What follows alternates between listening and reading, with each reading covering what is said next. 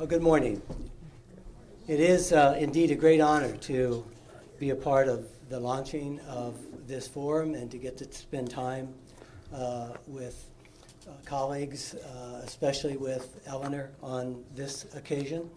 And what you're going to find is, I hope and think, at least my experience of it is, an almost seamless segue between Tom's framing and what I'm going to do. Is Eleanor, by the way in which she posed the issue for us in her paper of looking at balancing theory and practice in the real world, and as I reflected on that, it seemed to me, and that Tom's exposition of this tells us that the way in which that happens and where that happens is actually not out in the world, but it's in here. It's what goes on in the brain. And there's been a huge amount of work in the last couple of decades, the last decade in particular, about the brain, which is one of the last great frontiers. We're only beginning to understand it. Almost everything that I was taught about the brain in biology turned out to be wrong at the time that I was growing up. So we're still learning about it. But I got intrigued by trying to make sense of the very challenge that Tom laid out for us. What happens in the brain when we face those questions that he has articulated? And so that's where I'm going to take you through. So the phone rings, and I see on my caller ID that it's a nonprofit that I know in town, but not one that I've worked with. And I answer and say, "This is Michael Patton." And the person on the other end of the line says, "Are you the Patton that does evaluation?" And I say, "Well, that is the rumor. How can I help you?" "Well, we need one." "Okay, what kind do you need?" A long silence. "Kind?" "Yeah, you know, like if you're going out to dinner or to a restaurant, you have to go to a kind of restaurant, or if you're buying a car, you have to buy a kind of car." Tell me, what's your situation?" "Well, we got this grant from the Ignite Foundation, a 3-year grant, and we're coming to the end of it, and an evaluation report is due in 2 weeks." And I said, "I don't do that kind."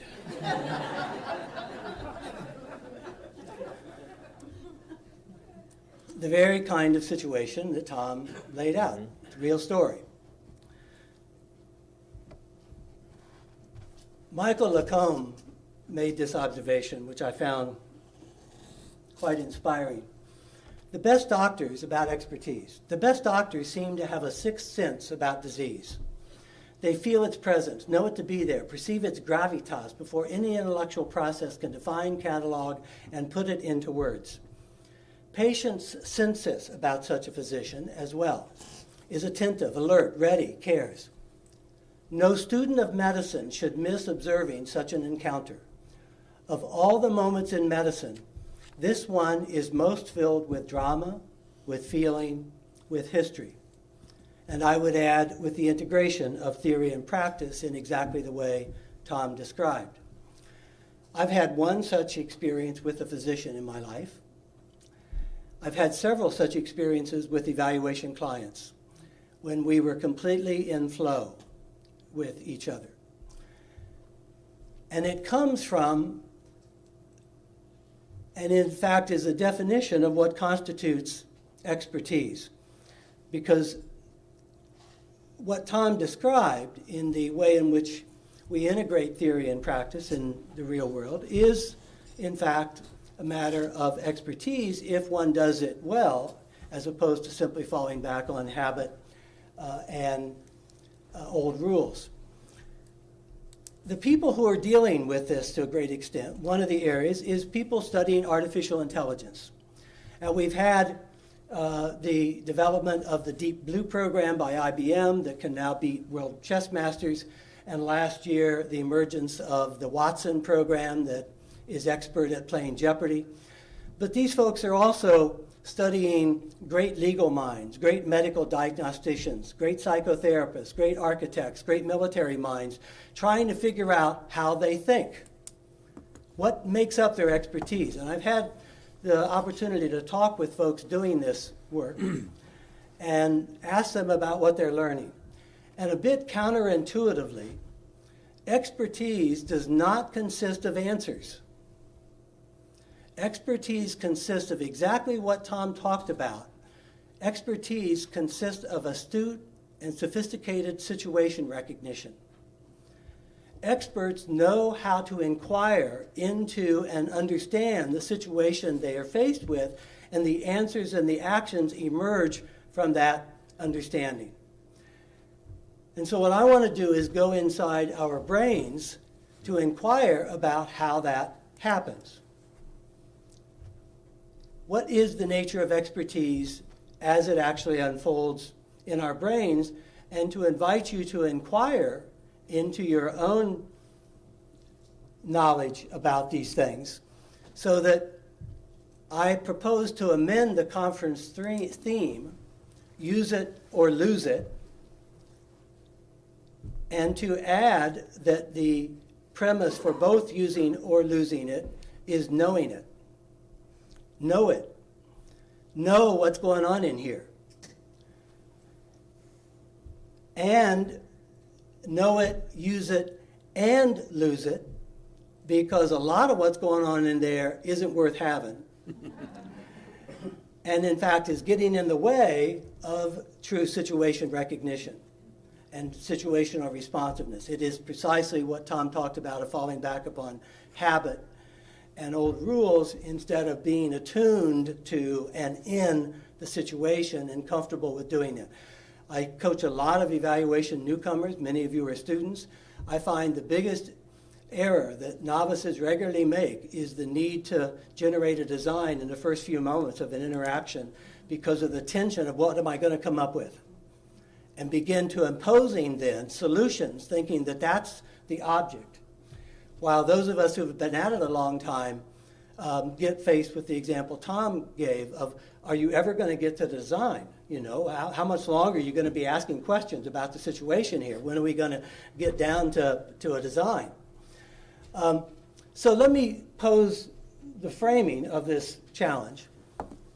Astute and sophisticated situation recognition. Let me have you do a thought experiment. Imagine 20 evaluation-specific situational dimensions, each with 5 points along a continuum. Here's an example. We face a client, organizations, and we assess their evaluation capacity, the kind of work that Deb Brogg has been a pioneer in evaluability assessment. Low capacity, high capacity, 5 points along the continuum. And we can generate a large number of these continuums. The evaluation resources available, low, high. The politicalization of the situation, low or high, on and on. If we imagine 20 such dimensions, each of which has 5 points along it, the combination of those dimensions yields 3,200,000 potential situations. So when we are facing that, what do we do to sort through it? And this is where brain science is telling us about what happens in our heads. From cognitive science, which is the study of the mind, they're coming up with an understanding of neuro units and neural network learning algorithms that when we experience a new situation, our brain takes in the information from that situation and begins a massive search for where to place that information, and finds these very containers and concepts that Tom was talking about, and searches through those to locate the dimensions of that new situation in those containers to figure out what's going on. We cannot operate otherwise. And the quality and nature of those containers will define the situation for us. From decision science, work on decision heuristics, the ways in which decisions sort through the various parameters. You can't go through 3,200,000 possibilities. We need shortcuts. That's what heuristics are. They're the shortcuts. From contingency theory, which I grew up with in sociology and organizational sociology, which was trying to understand the different ways in which different kinds of organizations are effective under different conditions, and led Herbert Simon and others to conceive and propose that, contrary to the economic models of the time, we aren't maximizers of goals. We're not even optimizers. The best we can do is satisfice. Satisfice is finding a satisfactory solution to move forward so that we are not bound by the hardening of our categories, so that we're not paralyzed by inaction, by the overwhelming complexity of the blooming buzz and confusion of the real world, as William James described it, but that we can take action. And it's this combination of learning algorithms, decision heuristics, bounded rationality, satisficing, contingency theory that ends up moving us into some kind of action. Our brain has a whole series of if-then contingencies. And if-then is fundamentally a way of thinking about what theory does. So that the ifs are a whole set of parameters for figuring out what the situation is that tells us then what to do. But we're having to deal with a whole bunch of those all at once and in combination. And so we need shortcuts and heuristics, and we inevitably rely upon them and cannot do otherwise.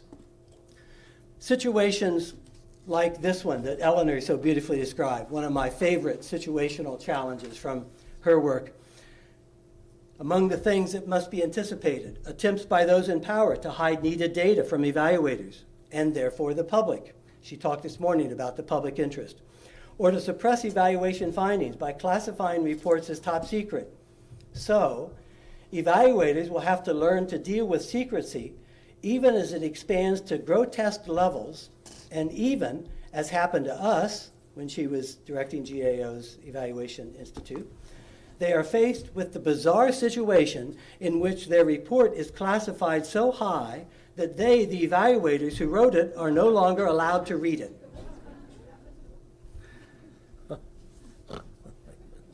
How do your situational heuristics help you deal with that situation? Nobody in the world got better than that than Eleanor Chelimsky at working through those. So what I propose to do is to share with you, out of my own reflective practice, the 6 core synthesizing concepts that I think, out of my constructed reality, guide my practice. Let me preface this by noting, Eleanor and I talked as we were planning to come here about wanting to be sure that we honored the memory of Carol Weiss, who we lost in January. Carol and I were involved in some debates about evaluation use, the very theme of this conference in 1989, 90, 91, that Marv Alkin pulled together in his book on debates on evaluation. And it was one of the profound professional development experiences of my life, having those interactions with Carol in her good-humored and very patient way with my youthful cluelessness about the real world. And she enlightened me about what was going on, and I came to understand that what I thought were major differences between Carol and I were differences in our situations, that we faced different contingencies, but that in fact the heuristics we used to make sense of those contingencies were in fact the same. But our situations and the challenges we were facing and the arenas in which we were operating were different. And that appeared to be difference in thinking, when in fact it was only difference in context. And that understanding is a part of what brings me to where we are today. So what I'm prepared to provide you with is a learning algorithm satisficing contingency theory evaluation framework, 6 evaluation sensitizing concepts, or heuristic constructs illustrating an evaluation sense-making neural network. John, a drum roll, please. Thank you. Unveiled for the first time at the Eastern Evaluation Research Society, the inner brain droppings of Michael Patton. Now, despite John's elegant drum roll, I don't sense that you're really quite ready yet. So let me try to get you a little bit more primed for this. For the last 40 years, evaluation is all that I have done. I spend most of every day thinking about evaluation, working on evaluation. I'm a full-time evaluation consultant. It's how I make my living. I get regularly feedback from the marketplace, or I don't eat. I do about 60 days of training evaluators every year. I do extensive writing of books and articles, make presentations. I have a group of evaluators that I coach. This is what I do.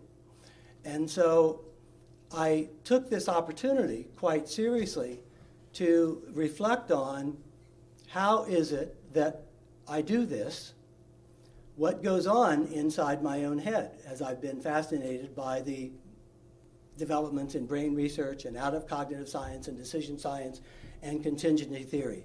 And so, are you now ready for the 6 sensitizing concepts? All right. Here they are, my contingency filters. The numbers are not in order of importance, but the order in which I'm going to discuss them, and I have left 1 minute per filter. So we're going to fasten your seatbelts. We're going to move through these very, very quickly. The first is users' contingencies. Eleanor has been one of our pioneers in thinking through this, identifying, understanding, engaging intended users. And she said, the concept of usefulness depends upon the perspective and values of the observer. This means that one person's usefulness may be another person's waste.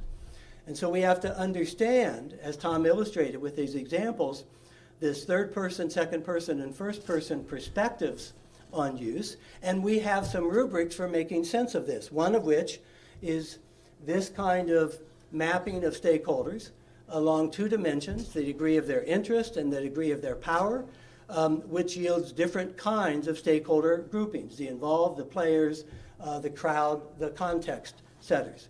One of the kind of heuristics that we begin to make sense of, what is the user environment?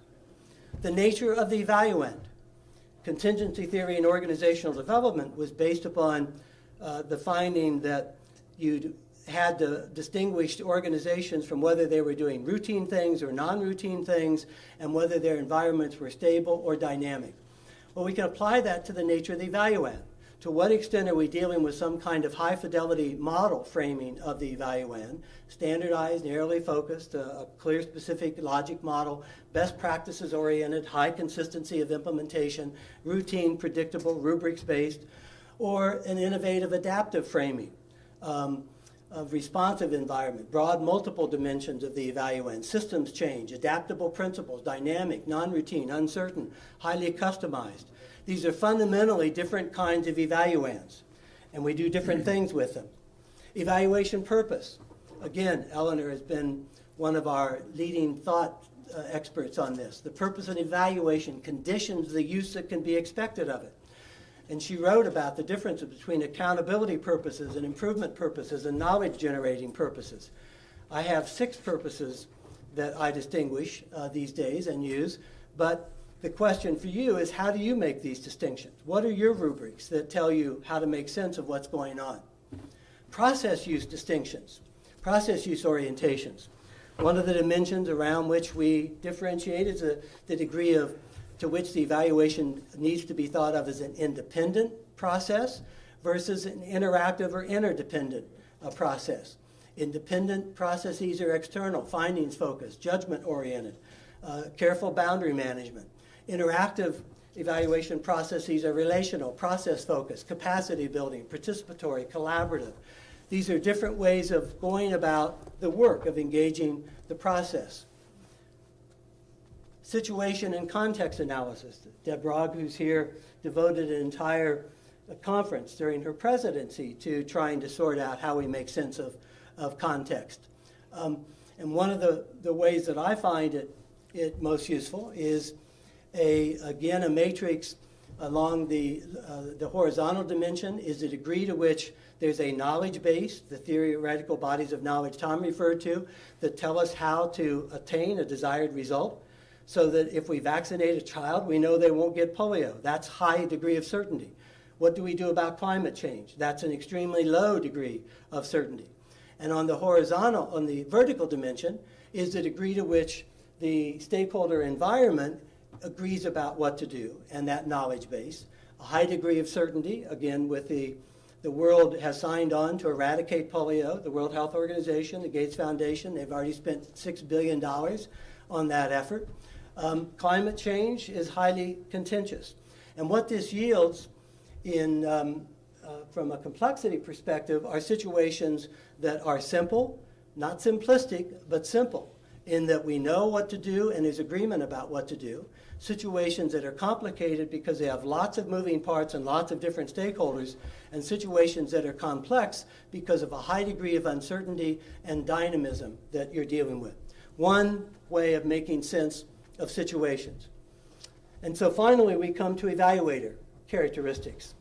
And by the way, we have a substantial body of research identifying these different pieces, including the latest issue of Evaluation and Program Planning that has just come out is devoted to the presentation of evaluation theorists' theories via logic models to look at what they do in practice. It's a great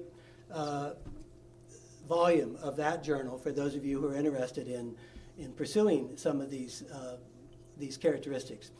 Evaluator characteristics. We have evaluators who define their role very narrowly as specialists, methodologically focused, technically oriented, task focused. And those of us, I include myself in this group, and Tom and Eleanor and Laura, as broad and expansive role. We are generalists. We cut across lots of different areas. We focus on critical thinking as much as or more than methodology. It's interpersonally oriented and task and process focused. And so what I find is when I face that new situation and the heuristics that begin to operate in my mind are operating, I'm filtering through these baskets of concepts and the dimensions that underlie those. Becoming an experienced reflective practitioner of the kind that Tom ended with, understanding the basis of deep evaluative expertise, integrating theory and practice through conferences like this, through working on cases, through engaging reflective practice, means that one of the key questions about evaluator characteristics is the extent to which the evaluator is an experienced reflective practitioner, brings deep evaluation expertise, and integrates theory and practice. So let me close with some thoughts about getting good at this work. When I was in high school, I grew up in Dayton, Ohio. The only time that all 18 high schools in Dayton were brought together at the arena in the county fairgrounds was to hear Bob Richards speak to all of us as high school seniors. Bob Richards was the Olympic pole vault gold medalist twice and a decathlete in the Olympics. And he talked about what it takes to become great at something. And it was the first time I heard a rubric that has now reappeared and is widely circulated. He said, if you want to become really good at something, at anything in your life, put in 10,000 hours. Well, the people before you today put in their 10,000 hours a long time ago, 20,000 hours a long time ago. I would conservatively estimate that Tom, Eleanor, Laura, Jill, John, Deborah, Jody, others here with great experience have well over 50,000 hours apiece embedded in this kind of work. And the challenge here is that we not become habituated, that we not become routine, but that we stay alive to new situations. And the invitation, what I've shared with you is my understanding of my own heuristics, is not prescriptive. It's not to say this is how you ought to do it. It is meant to be an invitation to examine your own heuristics. What are the containers and concepts and tools that you fall back on when faced with a new situation? How do you take in information about the situation to be able to do contingent analysis and be adapted to the situation? And I think that the way we do that is these things interact in a dynamic way, and that we're engaged in not one kind of reasoning, but three kinds of reasoning all at once. Deductive reasoning is where we draw upon theory. Inductive reasoning is where we're deeply enmeshed in the observations of the situation. And abductive reasoning is where we connect the deductive and the inductive parts to do problem solving. In abductive reasoning is the Sherlock Holmes kind of reasoning, is figuring out what do I do now in this situation. It's looking ahead to what might be and seeing can you connect the dots through a modus operandi kind of analysis, a crime scene investigation kind of analysis to make sense of how you get from there to here and how you got from there back to where you begin. And so here is my pictorial. And Stephanie, I'm embarrassed to display these graphics to you, so you'll forgive me, but I offer my PowerPoints as a bad example, because you need bad examples to use in your workshops, and so I offer this up. We begin with an engaged mind that is open to the situation, and theory that we already have. The issue is not whether you have theory. You have theory in your heads. It's already there. Those concepts and tools and ways of thinking are there. The question is how aware you are of them, how conscious you are, how much you are controlling them, how much you're working at enhancing their use. And so those theories that are in our heads, those concepts, those heuristics, those paradigms, encounter the things that we observe. And we take in those observations inductively in a situation, put them together between the theory and the inductive situational observation through our practice wisdom, which involves abductive critical thinking, the very kind Tom was talking about, and that leaves us with a contingent evaluative thinking expertise. That's what I think we old-timers do, and that's what we invite you youngsters into, this exciting world, so that we stay alive and observing not only at the beginning of the situation, but we continue to watch as it unfolds and to pay attention and test our understandings and grow and develop in the very way that Tom talked about. We do that through investigating cases. Laura and I have been involved for over a decade now in work on developing evaluation cases for case teaching aimed at helping generate these very kinds of understandings through Harvard Business School kind of cases. All of the great professions, once you have the 101 courses, move to case teaching. Business schools, law schools, medical schools in rounds. It becomes situation recognition, and that can only be taught by going through situation, situation, situation, and extracting things from them. So the challenge, I think, is to match the evaluation process and design to the nature of the situation, a contingent theory-guided evaluation practice. And that's what we invite you into. Thank you.